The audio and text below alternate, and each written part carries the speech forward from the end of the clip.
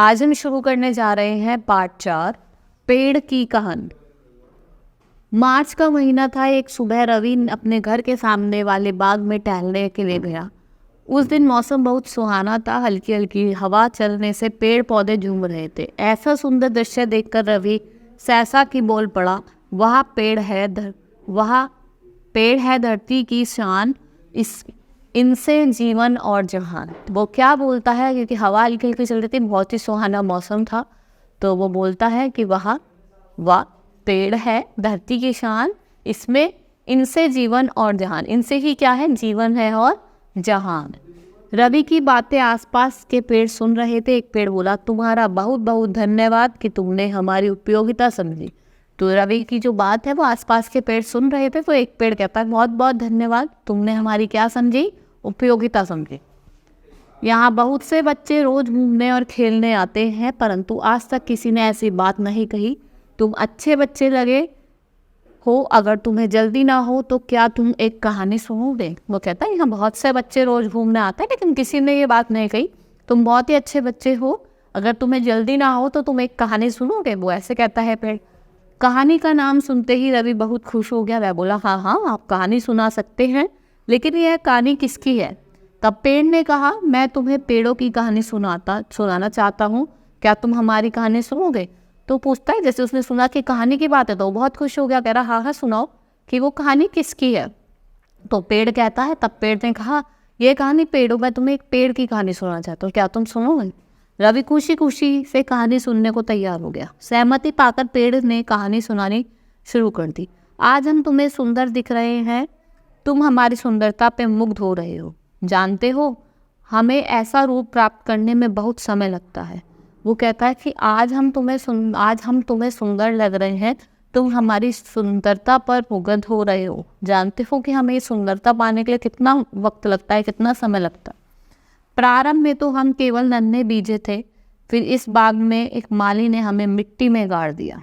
वहाँ अंधकार में पड़े पड़े हम ऊब गए थे। फिर एक हमारे ऊपर वर्षा का पानी गिरा। पानी पाकर हमारी नींद टूट गई और प्यास भी बुझ गई। पानी का स्पर्श पाकर हम कुछ शीतला हुए और छोटे छोटे अंकुर के रूप में बाहर निकलने लगे। तो कहता है कि पहले तो हम छोटे से बीज थे, एक माली ने हमें धरती में गाड़ दिया और हमारा जीवन अंधकार में हम बिताते रहे। फिर कुछ बार क्या हुआ, वर्षा की कुछ बूंदें हम पे पड़ी, ठीक है, तो हम फिर थोड़े से उपजाऊ हुए, और क्या हुआ, छोटे छोटे अंकुरों के रूप में हम क्या हुए, झांकने लगे, बाहर झांकने लगे। जब हम भूमि के अंदर थे तब बाहर के दृश्य को देखने की हमारी बहुत इच्छा थी। अब वह इच्छा पूरी होने लगी थी। धीरे धीरे हम अंकुरों से पौधे बने। धूप वर्षा सर्दी झेलते हुए हमारे तन बढ़ते रहे और आज हम विशालकाय पेड़ बन चुके। जब हम भी अंदर थे तो हमें बाहर का दृश्य देखने की बहुत इच्छा थी, ठीक है, तो अब हमारी वो इच्छा भी पूरी हो गई, हम बाहर आ गए, ठीक है, और हम इतने विशालकाय क्या बन गए, वृक्ष बन गए, पेड़ बन चुके हैं।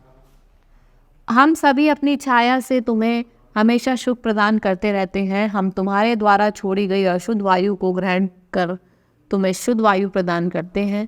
हम इतना महत्वपूर्ण काम करते हैं, लेकिन लोग पैसों के लालच में हमें कटवा देते हैं। वो कहता है कि हम देखो तुम्हें छाए देते हैं, ठीक है, तुम्हारी छोड़ी गई गंदी हवा अपने अंदर लेते हैं और तुम्हें शुद्ध वायु देते हैं, और लोग अपने कुछ पैसों के लिए हमें क्या करते हैं, कटवा देते हैं।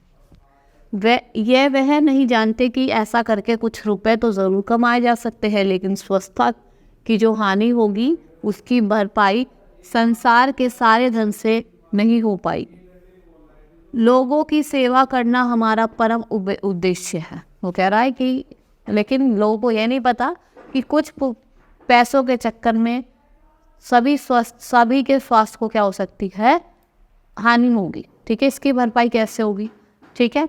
तो लोगों की सेवा करना हमारा परम उद्देश्य है। लोगों की सेवा करना हमारा क्या है, परम उद्देश्य है। कभी कभी तो लोगों की सेवा करने से हम अपने तन को भी कटवाने के लिए तैयार हो जाते हैं। यहाँ तक कि हमारी मृत्यु के बाद भी हमारे शरीर तुम सबके काम आते हैं। वो कहते हैं कि हम लोगों की सेवा के लिए क्या करते हैं, अपने तन को भी कटवाने को तैयार हो जाते हैं, ठीक है। यहाँ तक कि हमारी जो मृत्यु के बाद भी हमारे सारे शरीर तुम सबके काम आते हैं। जो हमारे शरीर के कुछ अंग हैं वो तुम्हारे क्या होते हैं, काम आते हैं। हम सब तुमसे प्रार्थना करते हैं कि तुम अपने आसपास रहने वाले लोगों और अपने मित्रों को समझाओ कि हमारी संख्या अभी कम ना होने दें। ठीक है, वो कहता है कि हम आपसे प्रार्थना करते हैं तो अपने आसपास में जो लोग रहते हैं उनको समझाइए कि हम अपने हमारी संख्या को कम ना होने दें, क्योंकि अगर हम ही नहीं रहेंगे तो संसार में कुछ नहीं रहेगा। लोग शुद्ध भोजन, जल और वायु के लिए भी तरस जाएंगे। कि लोग शुद्ध भोजन, वायु, जल के लिए भी क्या हो जाएंगे? तरस जाएंगे। इन सभी समस्या को समाधान यही है कि अधिक से अधिक पेड़ लगाओ, उनकी देखभाल करो और हर प्रकार का लाभ उठाओ। इस समस्या को पूरे करने का हल यही है कि हमें अधिक से अधिक पेड़ लगाने चाहिए।